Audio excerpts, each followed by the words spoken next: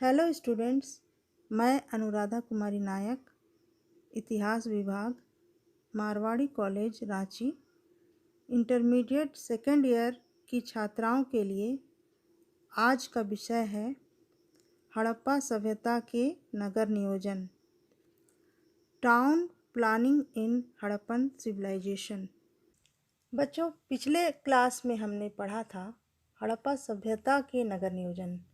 इसमें हमने हड़प्पा नगर नियोजन के विषय में जाना था। इसी को आगे बढ़ाते हुए हम आज पढ़ेंगे मोहनजोदड़ो के नगर नियोजन। नगर निर्माण एवं भवन मोहनजोदड़ो के विशेष संदर्भ में। सिंधु सभ्यता की प्रमुख विशेषता यहाँ की नगर निर्माण योजना है। मोहनजोदड़ो में सिंधु सभ्यता के जैसा ही रूप उपलब्ध होता है। उसकी सामान्य रूपरेखा प्रायः वैसी ही है जैसी हड़प्पा आदि स्थानों में दिखाई देती है। मोहनजोदड़ो विश्व का सबसे योजनाबद्ध नगर है। यह पाकिस्तान में सिंध प्रांत के लरकाना जिले में सिंधु नदी के किनारे पर स्थित है। मोहनजोदड़ो का शाब्दिक अर्थ है मृतकों का टीला। यह लरकाना जिले के एक मैदान में एक ऊंचे टीले का स्थानीय नाम है। इसके आसपास की भूमि उपजाऊ है और अब भी इसे नखलिस्तान या सिंध का बाग कहा जाता है। यह नगर जैसा कि आज दिखाई देता है 2 टीलों पर खड़ा है। मोहनजोदड़ो, जिसका आकार लगभग 1 वर्ग मील है, 2 खंडों में विभाजित है, पश्चिमी और पूर्वी। पश्चिमी खंड अपेक्षाकृत छोटा है। पश्चिम की ओर ऊंचे टीले पर बना हुआ दुर्ग और पूर्व की ओर बसा हुआ निचला नगर, जिसका क्षेत्रफल पश्चिमी टीले से पर्याप्त विस्तृत है। मोहनजोदड़ो के नगर निर्माण योजना पर अब विस्तार से चर्चा करेंगे। नंबर 1 में आता है दुर्ग क्षेत्र, फोर्ट एरिया। यह लगभग समानांतर चतुर्भुज के आकार का है। इसका विस्तार उत्तर दक्षिण में प्रायः 400 से 500 गज और पूर्व से पश्चिम में लगभग 200 से 300 गज है। दुर्ग क्षेत्र का निर्माण एक कृत्रिम टीले पर हुआ है। इसकी ऊंचाई प्राकृतिक धरातल से लगभग 35 से 40 फीट तक है। यह कृत्रिम टीला कच्ची ईंटों का बना हुआ है अथवा इसमें मिट्टी कुटी हुई है। सिंधु नदी में समय समय पर आने वाली बाढ़ से दुर्ग क्षेत्र की रक्षा के लिए 43 फीट चौड़े मिट्टी की ईंटों से बने एक बांध के अवशेष भी मिले हैं। यह संभवतः पर्याप्त प्राचीन है। लगभग इस बांध के निर्माण काल में ही दुर्ग क्षेत्र टीले के ठीक नीचे 14 फीट ऊंची पक्की ईंटों की एक विशाल नाली का भी निर्माण हुआ था। मोहनजोदड़ो के दुर्ग टीले का भी हड़प्पा की भांति वर्गीकरण किया गया, जो हड़प्पा की अपेक्षा अधिक सरल और साधारण है। दुर्ग टीले के दक्षिण पूर्वी कोण पर पक्की ईंटों की बनी बुर्जों के ध्वंसावशेष मिले हैं। ये बुर्ज सुरक्षा की दृष्टि से बनाई जाती थी। इन पर रक्षक तथा प्रहरी निवास करते थे। दुर्ग क्षेत्र के पश्चिमी भाग में अन्नागार, दक्षिण में पक्की ईंटों से बनी एक 10 फीट ऊंची मीनार प्राप्त हुई है। इस मीनार के उत्तर में एक चोर दरवाजे होने का भी अनुमान किया गया है। दुर्ग क्षेत्र के भीतर किए गए उत्खनन के फलस्वरूप वहाँ कई महत्वपूर्ण भवनों के अवशेष प्राप्त हुए हैं। अब आता है नंबर 2 में आ रहा है विशाल स्नान गृह। दुर्ग क्षेत्र में सबसे महत्वपूर्ण भवन एक विशालकाय स्नानागार या महाजलकुंड है। इसकी लंबाई 29 फीट, चौड़ाई 23 फीट, गहराई 8 फीट है। इस स्नान कुंड में जाने के लिए उत्तर और दक्षिण की ओर ईंटों की सीढ़ियां बनी हुई हैं। उत्तरी सीढ़ियों के निकट एक कम ऊंचा चबूतरा बना हुआ है और उसके समीप एक अन्य छोटी सीढ़ी है। कुंड के फर्श और दीवारों के निर्माण में अत्यंत कुशलता प्राप्त होती है। फर्श में भली भांति काटकर खड़ी ईंटों की एकदम पक्की जुड़ाई की गई है, जिससे उसमें पानी के छन्ने की तनिक भी संभावना ना रहे। कुंड की चारों ओर की दीवार भी ऐसी ही पक्की थी।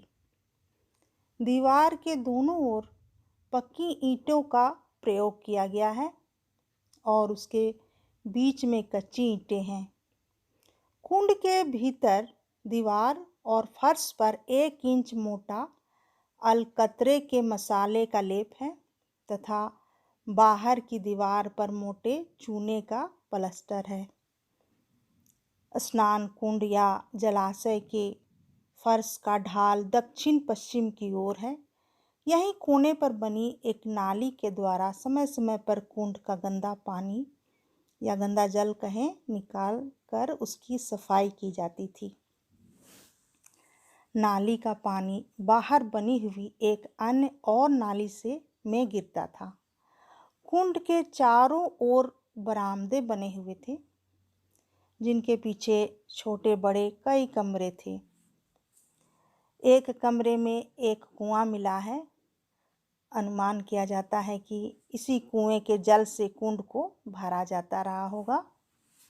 कुंड के उत्तर की ओर एक मार्ग था, जिसके दोनों ओर प्रत्येक कमरा 9.5 फीट लंबा तथा 6 फीट चौड़ा था।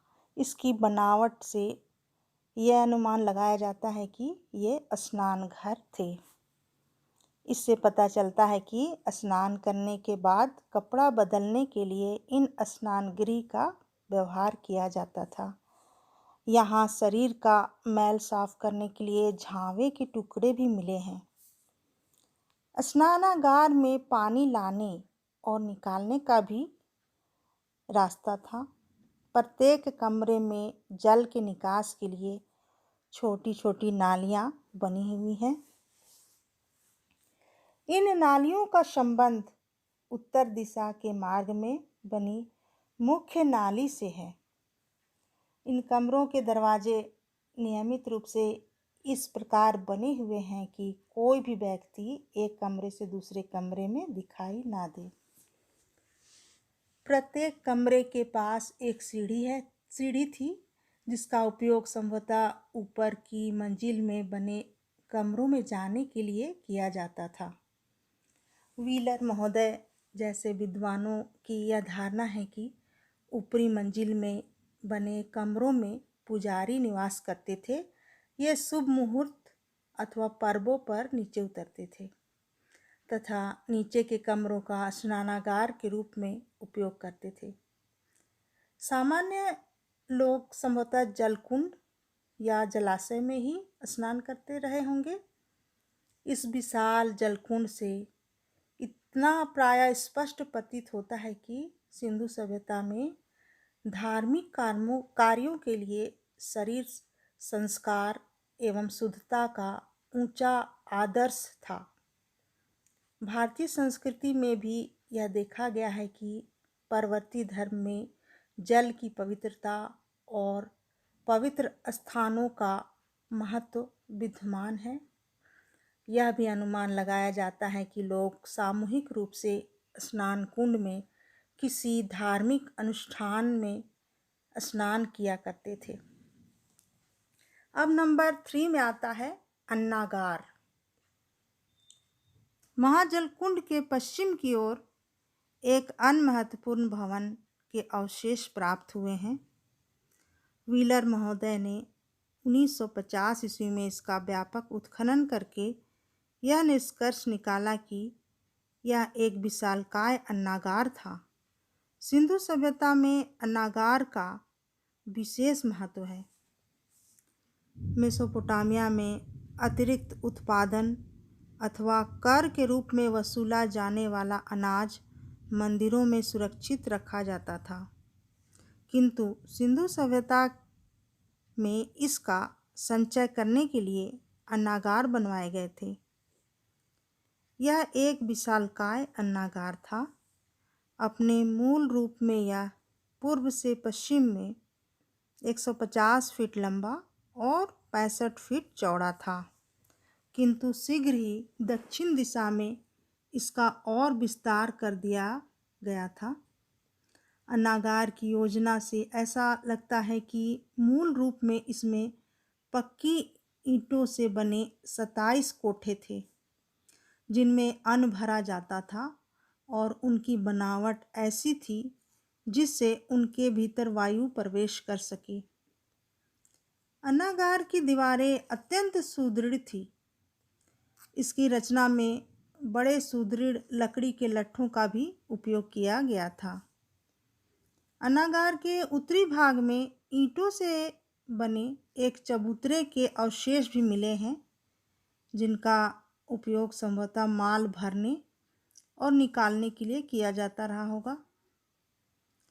मोहनजोदड़ो के इस अन्नागार की मौलिक रचना महाजल कुंड से पहले की प्रतीत होती है और इसके दक्षिणी भाग में किया गया विस्तार संभवतः उस समय का है जब महाजल कुंड का निर्माण हुआ। उल्लेखनीय है कि हड़प्पा में भी 6-6 की 2 पंक्तियों में अन्नागारों के अवशेष मिले हैं। अनुमान किया जाता है कि कर के रूप में राज्य द्वारा वसूल किया जाने वाला अन्न इन अन्नागारों में जमा किया जाता रहा होगा। बच्चों, आज के लिए इतना ही। अगले क्लास में हम जानेंगे नगर निर्माण योजना का शेष भाग।